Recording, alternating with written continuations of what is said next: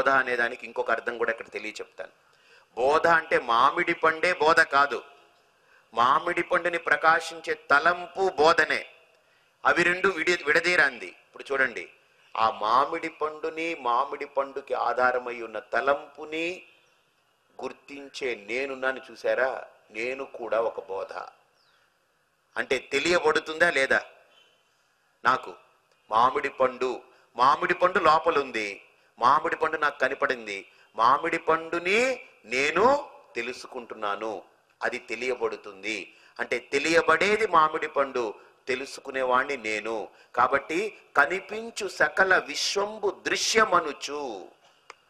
రామాంజనేయ సంవాదంలో హనుమంతుడు ఆ మాట అంటాడు, రామా నాకు లోపల ఏది కనిపిస్తుందో అదంతా దృశ్యమే.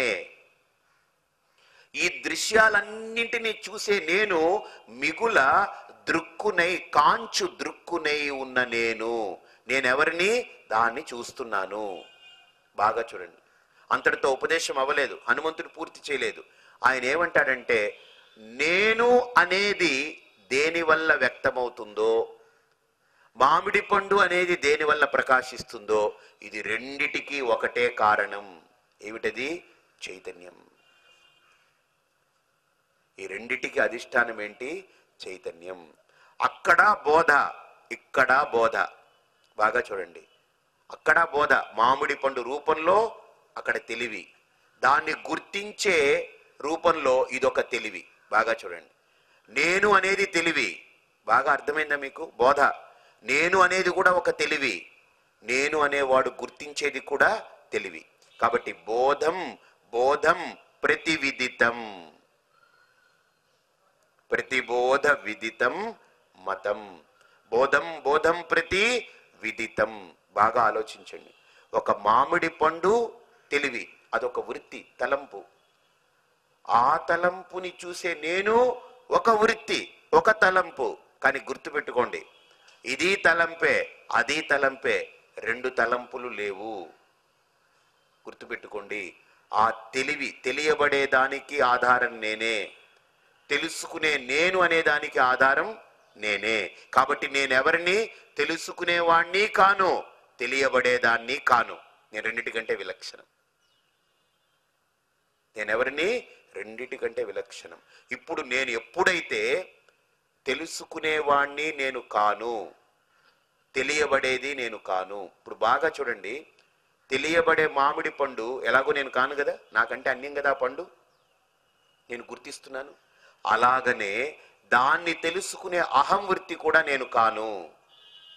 చూడండి, ఎలాగైతే అహం వృత్తి స్టాండ్ పాయింట్ నుండి మామిడి పండు అనేది నేను కానంటున్నానో, అది దృశ్యం అంటున్నానో, ఇప్పుడు నిజస్వరూపం నుండి చూస్తే నేను అనే వృత్తి కూడా నేను కాను, అది కూడా ఒక వృత్తి.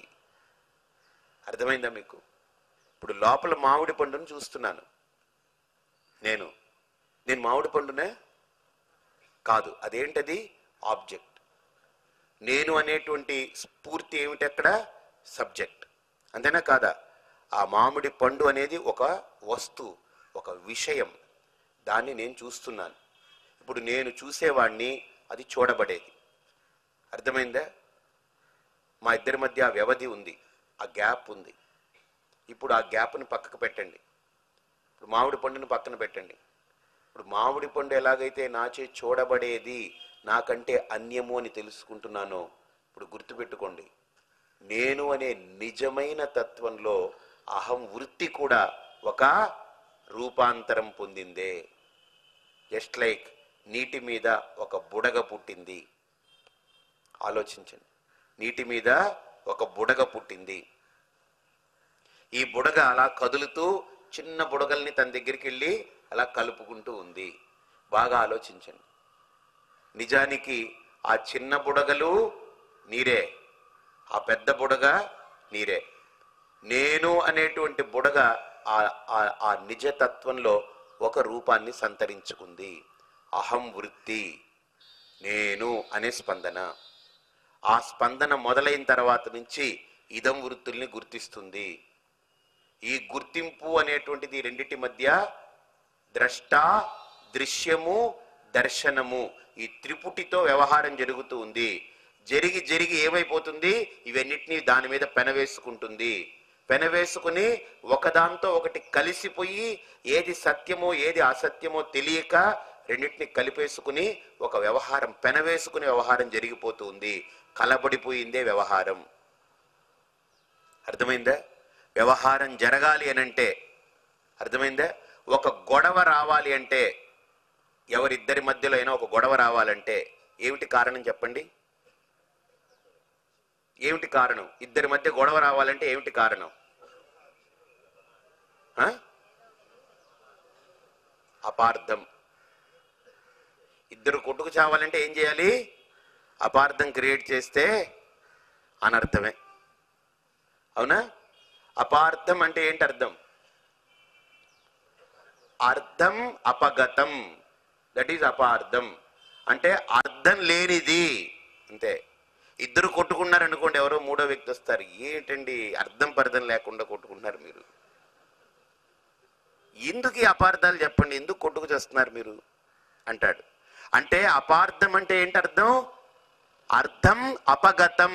అపార్థం అంటే దాంట్లో అర్థం లేదు, అర్థమే లేకుండా ఉంది, దాన్ని మనం పరమార్థంగా భావించి కొట్టుకు చేస్తున్నాం.